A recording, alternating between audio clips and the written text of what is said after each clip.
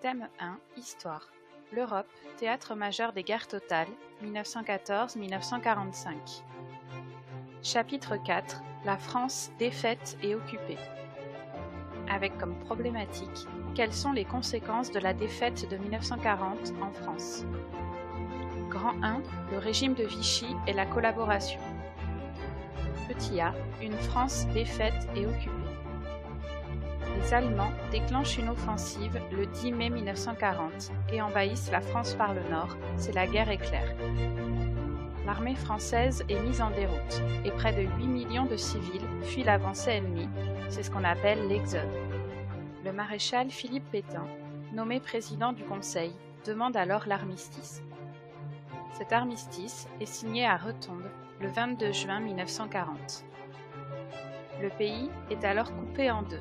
Le nord est occupé par les Allemands, en vert clair sur la carte, et le sud, appelé la zone libre, en jaune sur la carte, reste sous l'autorité du gouvernement français réfugié à Vichy. Présence militaire, bombardements alliés, pénurie et rationnement, surveillance policière, la vie quotidienne des Français devient difficile pendant ces années noires. Petit b, le régime de Vichy. La Troisième République s'achève le 10 juillet 1940, quand l'Assemblée nationale accorde les pleins pouvoirs au maréchal Pétain. Celui-ci rejette la démocratie et instaure alors une dictature appelée l'État français. Les élections sont supprimées, la radio et la presse sont contrôlées et censurées. Un culte se développe autour de Pétain, son portrait est partout et la propagande le glorifie. Les hommes politiques de la Troisième République sont arrêtés et jugés, comme Léon Blum, que vous pouvez voir ici en photographie lors de son procès. Pétain veut restaurer l'ancienne France par l'idéologie de la Révolution nationale, c'est-à-dire qu'il exalte les valeurs traditionnelles du travail de la terre et de l'artisanat, de la religion catholique et de la famille. Sa devise est d'ailleurs « Travail, famille, patrie ». Le maréchal prend des mesures contre ceux qu'il considère comme non français. En octobre 1940, il interdit aux Juifs de nombreuses professions, par le texte de loi, le statut des Juifs. L'État annule aussi des milliers de naturalisations qui avaient été accordées à certains étrangers. Petit c, la collaboration avec l'Allemagne nazie. En octobre 1940, Pétain et le chef du gouvernement Pierre Laval engagent une politique de collaboration avec l'Allemagne. L'État français livre à l'Allemagne des Juifs étrangers de la zone libre et aide les Allemands à arrêter les Juifs de la zone occupée, comme ici lors de la rafle du Veldiv le 16 juillet 1942. En novembre 1942, l'Allemagne envahit la zone libre et peu après, les partisans d'une collaboration plus poussée entrent au gouvernement. L'État organise le service du travail obligatoire, STO, qui oblige tous les jeunes hommes de 21 à 23 ans à aller travailler en Allemagne. Il laisse également la milice traquer les Juifs et les résistants. Grand 2, la résistance et la libération. Petit a, De Gaulle et la résistance extérieure.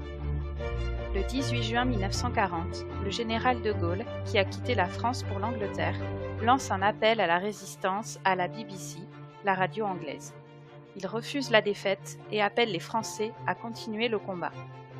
Il recrute les Forces françaises libres, FFL, une armée destinée à combattre aux côtés des Alliés, et crée un gouvernement, le Comité national français. Certaines colonies et leurs armées se rallient à De Gaulle. Les FFL combattent en Afrique et autour de la Méditerranée.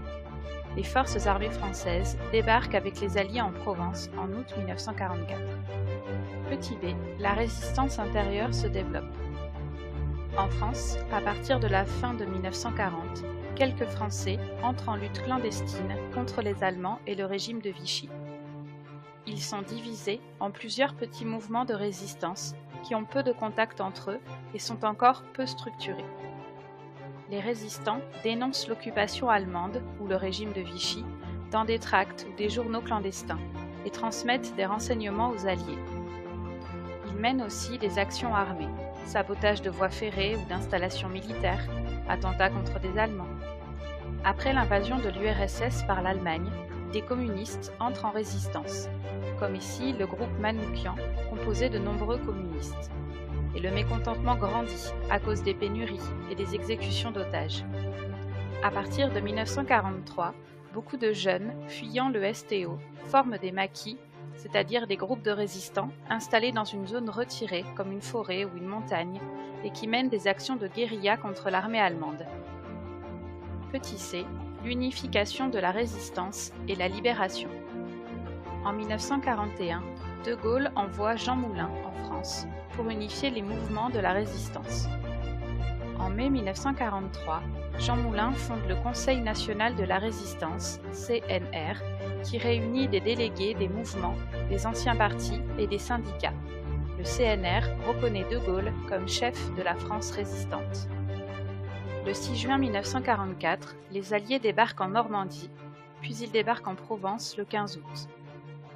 Les résistants de l'intérieur, regroupés dans les FFI, Forces françaises de l'intérieur, harcèlent l'ennemi qui commet lors de sa retraite de nombreuses exactions, comme le massacre d'Oradour-sur-Glane. Paris est finalement libéré en août 1944, après de nombreux combats. Revenu à Paris, De Gaulle descend triomphalement les Champs-Élysées et prend la tête du gouvernement provisoire de la République française, le GPRF. Cette vidéo est terminée, tu peux la revoir à nouveau pour bien la comprendre. Tu peux également aller voir la version écrite sur histoiregeolesto.weebly.com. N'oublie pas de faire le quiz pour t'entraîner.